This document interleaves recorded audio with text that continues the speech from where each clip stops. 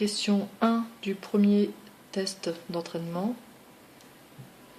Question de calcul numérique avec pour commencer le calcul 4 plus 1 tiers plus 5 septièmes à effectuer. Il s'agit de faire la somme de 3 nombres, dont 2 fractions. Et si on écrit 4 sur 1, on se retrouve avec la somme de 3 fractions.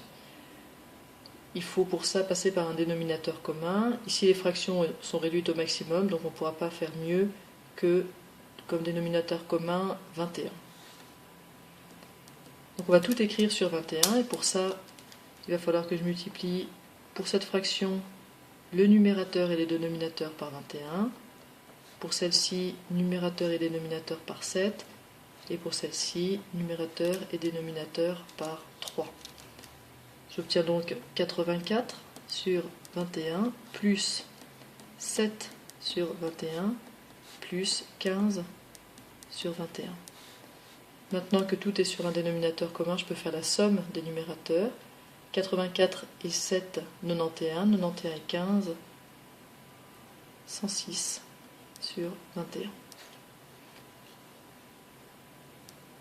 Petit b, 2 tiers fois, entre parenthèses, 4 moins 2 fois 3. Ici, il faut faire attention aux priorités. On a plusieurs calculs. On a une multiplication, une soustraction et encore une multiplication. La priorité, c'est de faire ce qui est à l'intérieur des parenthèses. Et parmi ce qui est à l'intérieur des parenthèses, il va falloir faire d'abord la multiplication, qui est prioritaire sur la soustraction. Donc la première opération à faire, ce sera le 2 fois 3. On a donc 2 tiers fois 4 moins 6. Maintenant, on a une soustraction et une multiplication à faire. Et c'est la parenthèse qui est la priorité. Et donc je vais faire ce calcul. 4 moins 6, c'est égal à moins 2.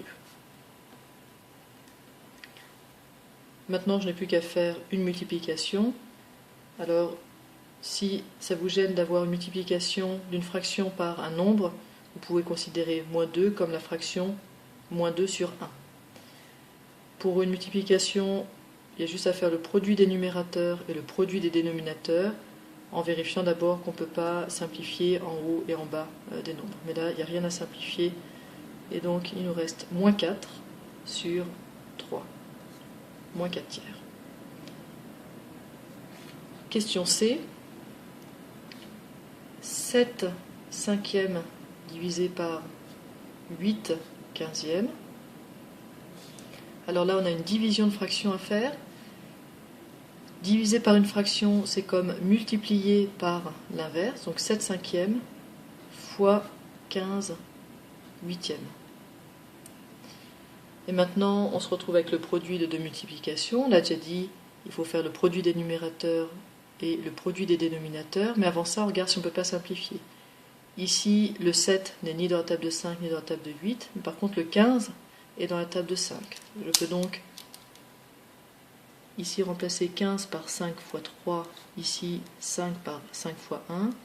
Et je vois que j'ai un 5 en haut et en bas, qui peuvent être simplifiés. En haut, il me reste 7 fois 3, 21, et en bas, 1 fois 8, 8. 21 huitièmes.